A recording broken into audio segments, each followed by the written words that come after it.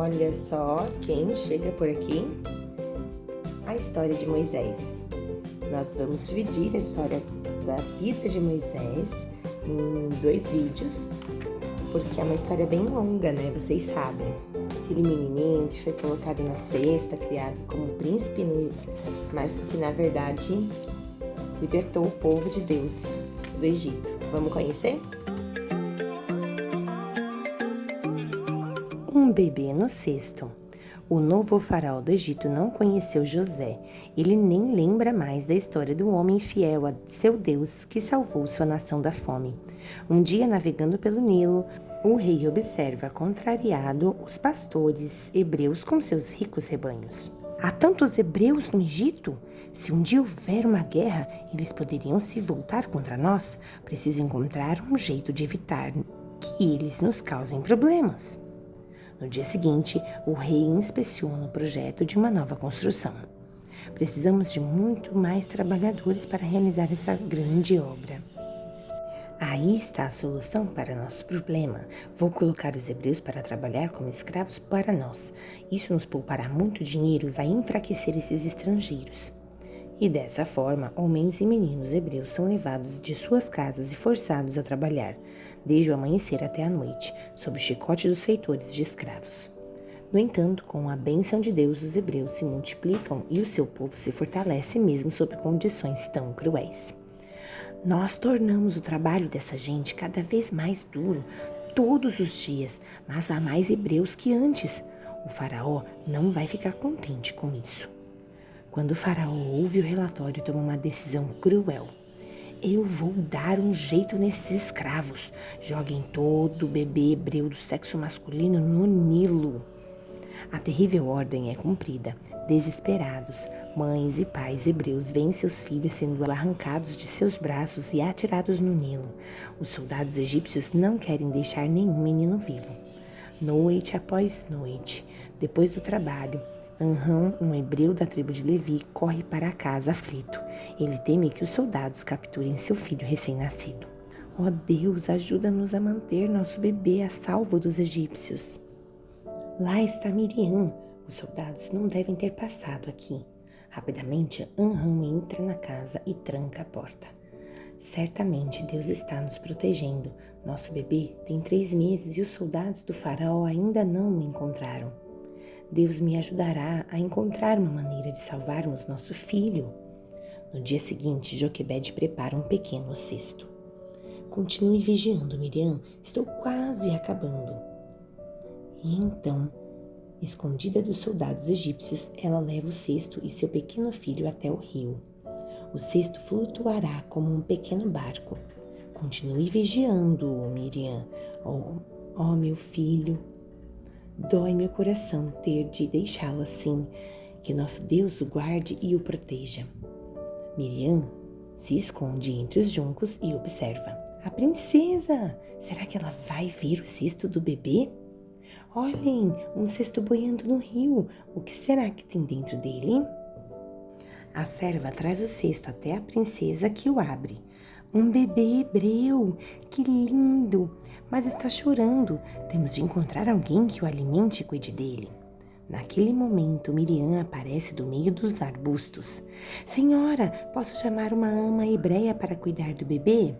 Sim, traga até mim o mais rápido que puder. Mãe, venha comigo. A princesa do Egito encontrou nosso bebê e quer que uma ama hebreia tome conta dele. O bondoso Deus respondeu nossa oração, Miriam. Meu filho estará salvo com a princesa. À margem do rio, tome este bebê e cuide dele. Se alguém lhe perguntar alguma coisa, avise-me imediatamente. Eu o chamei de Moisés porque ele foi tirado da água. Um príncipe em fuga, baseado em Êxodo 2.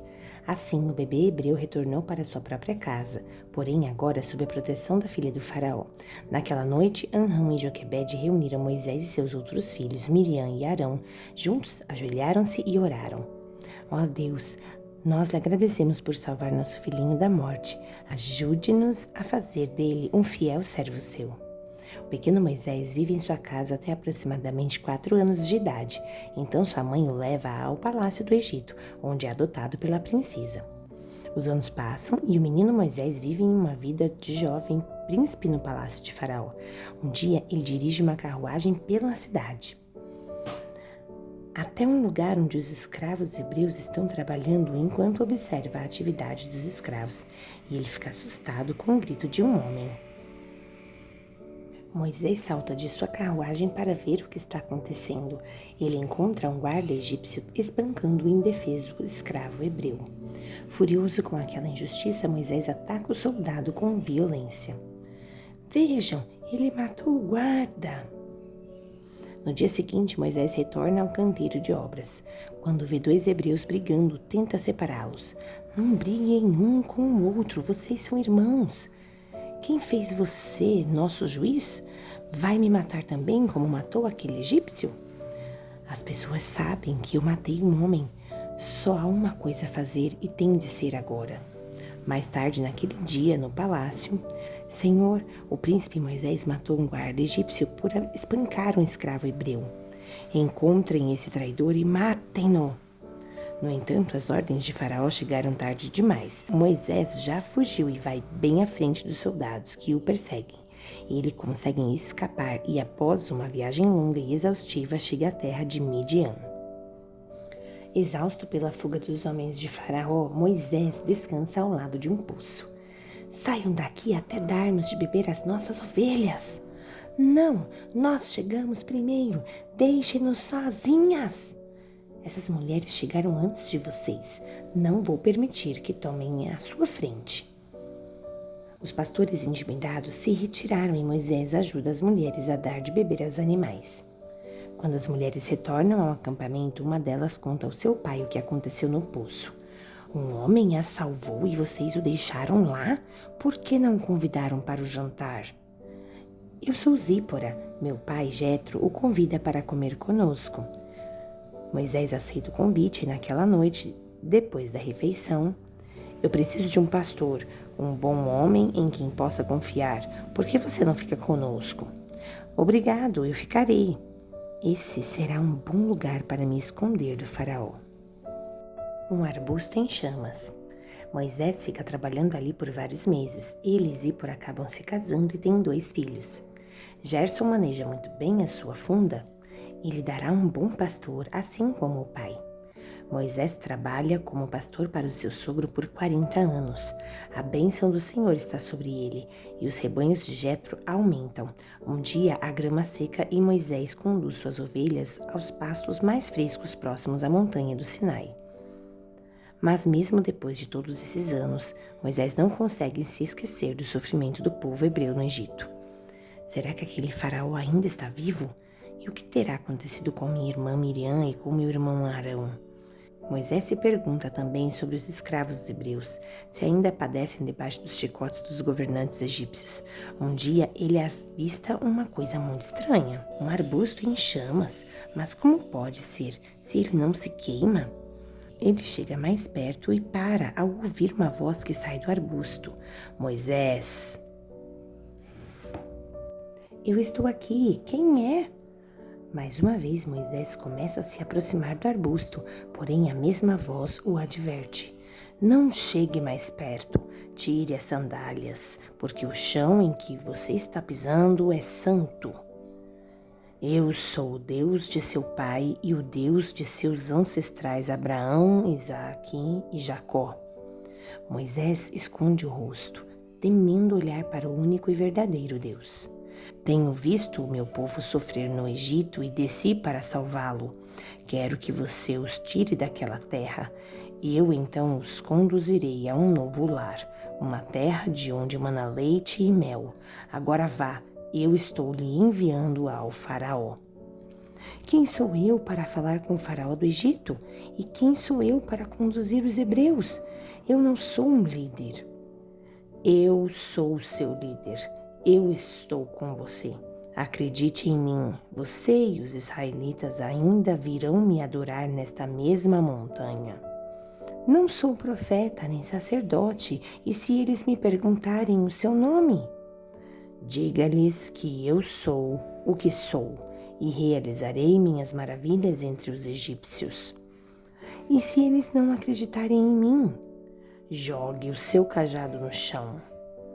O cajado de Moisés se transforma imediatamente numa cobra venenosa e ele foge aterrorizado.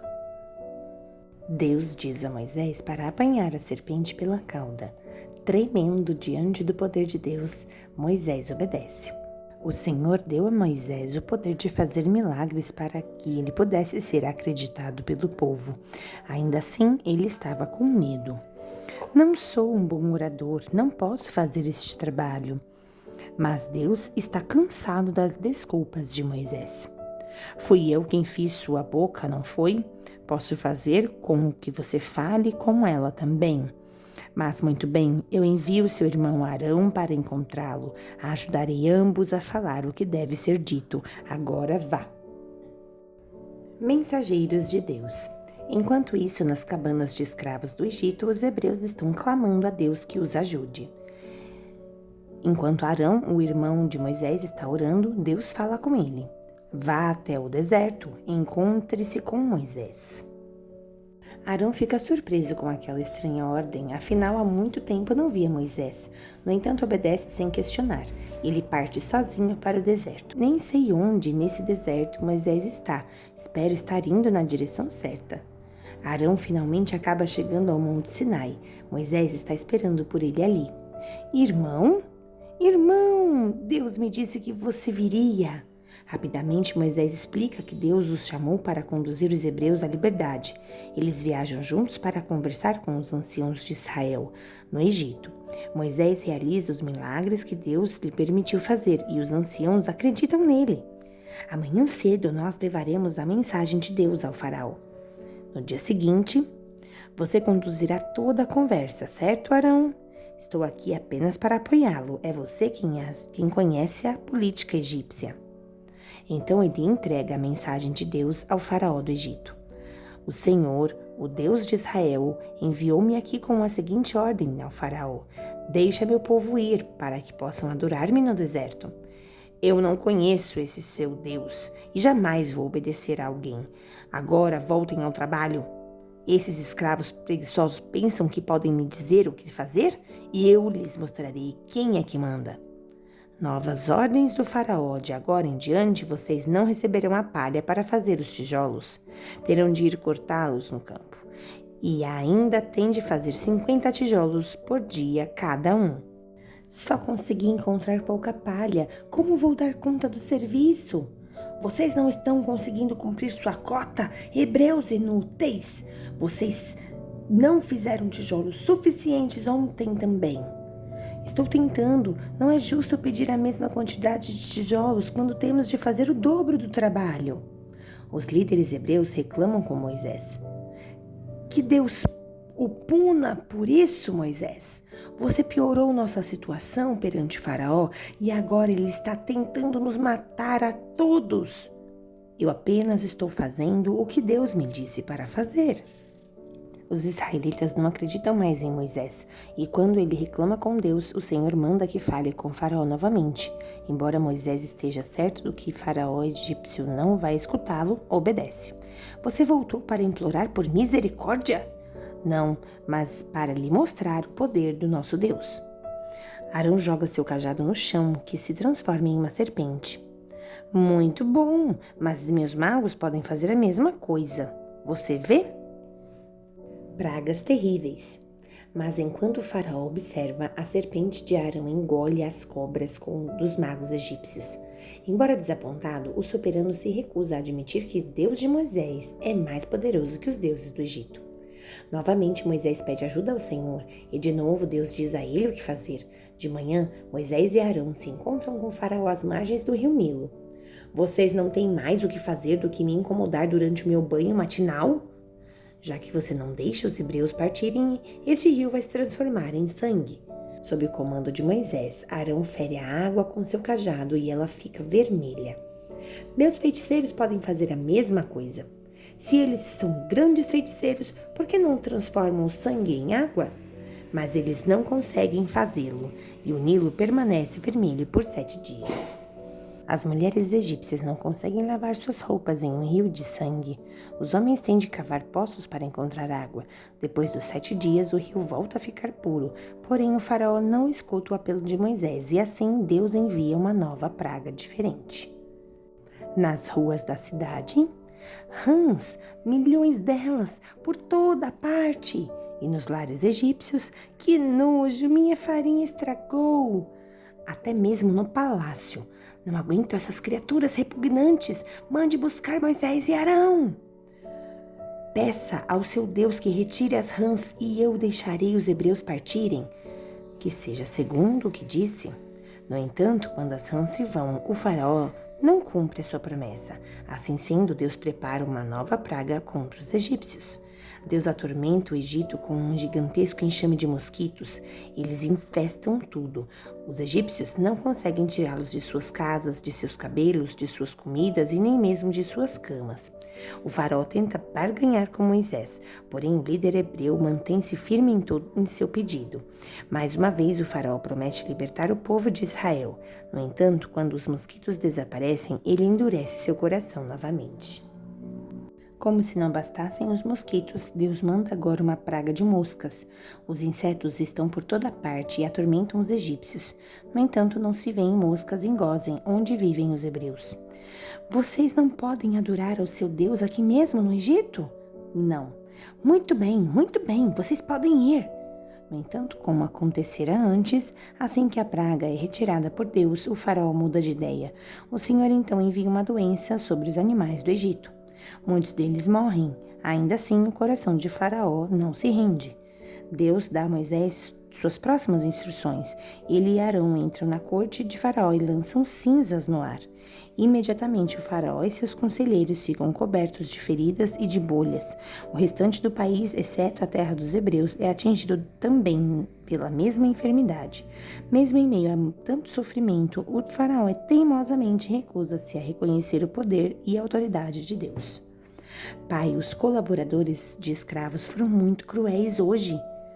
Eles são sempre cruéis conosco, filho, mas agora estão com raiva porque sofrem com as feridas pelo corpo, enquanto nós permanecemos saudáveis e fortes. O faraó ainda retém os hebreus no Egito, então desaba uma tempestade terrível. Granizos do tamanho do meu punho! Por todo o país, os lavradores egípcios observam aterrorizados a tempestade. Nossas colheitas estão arruinadas. No entanto, nenhum granizo cai em Gósen, onde vivem os hebreus. O faraó manda chamar Moisés. Eu pequei, o seu Deus está certo, e eu errado. Ore ao Senhor por nós, cesse esse granizo, e eu deixarei que partam. Entretanto, como das outras vezes, assim que a praga acabou, Faraó mudou de ideia. Por quanto tempo você se recusará a se humilhar? Deixe meu povo ir, ou Deus enviará gafanhotos para destruir todas as plantações do Egito. Os conselheiros de Faraó concordam com Moisés. Por favor, majestade, deixe os hebreus partirem já. Sua majestade, não vê que essas pragas têm deixado nosso país em ruínas? Muitos anos serão necessários para que recuperemos o que já se perdeu. De má vontade, o faraó chama Moisés novamente. Muito bem, vá adorar ao seu Deus. Quem você estava planejando levar? Levaremos todos, nossos jovens e nossos velhos, nossos filhos, nossas filhas e nossos rebanhos. Ah, isso não, somente os homens, pois eis os gafanhotos. Deus envia uma nuvem de gafanhotos que devoram o que restou da tempestade de granizo. Então, vendo que o coração de Faraó permanece endurecido contra os israelitas, Deus torna o dia tão escuro quanto a noite. A morte como castigo. Após 3 dias de escuridão total, sem que as pessoas sequer conseguissem andar pela rua, o faraó chama Moisés e Arão novamente. Muito bem, vocês podem levar as mulheres e crianças, mas suas ovelhas e seu gado devem permanecer no Egito. Não deixaremos sequer o casco de uma vaca para trás quando partirmos daqui. Então vocês todos ficam. Onde estão? Saiam da minha frente. Se eu vir seu rosto de novo, vocês morrerão. No entanto, Moisés não tem mais medo de Faraó. Isso é o que você diz, pois eis o que diz o Senhor. Nesta noite, todo filho primogênito no Egito morrerá, inclusive o seu, ó Faraó. Você sentirá a pior dor que o Egito jamais experimentou, e então virá a mim de joelhos e implorará para que o meu povo parta. Rapidamente, Moisés convoca uma reunião com os líderes hebreus.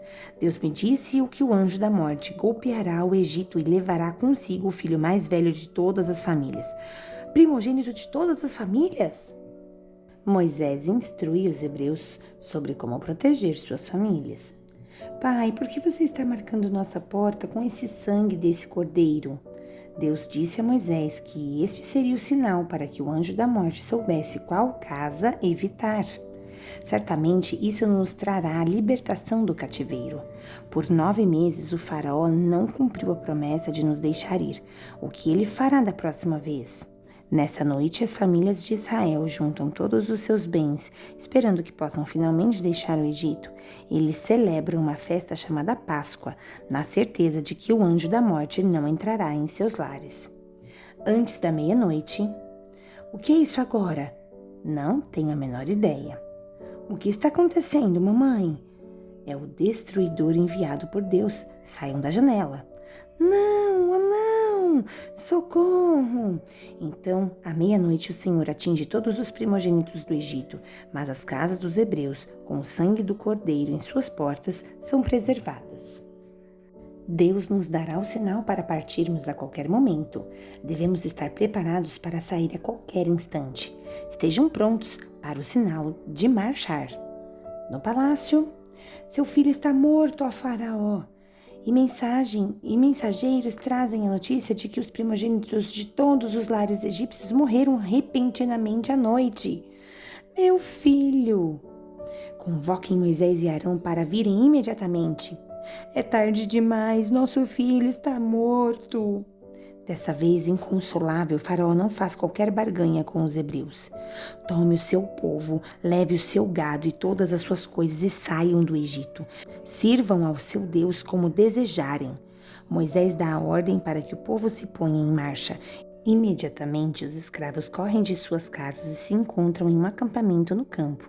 Estamos livres, estamos livres. Graças a Deus, meus filhos não serão escravos no Egito. Querido Deus, somos gratos pela liberdade que o Senhor nos proporciona a cada dia, mesmo quando nos encontramos cativos como escravos em nossas próprias mentes e corações. É o Senhor quem nos traz paz, amor e alegria. Obrigada, Deus.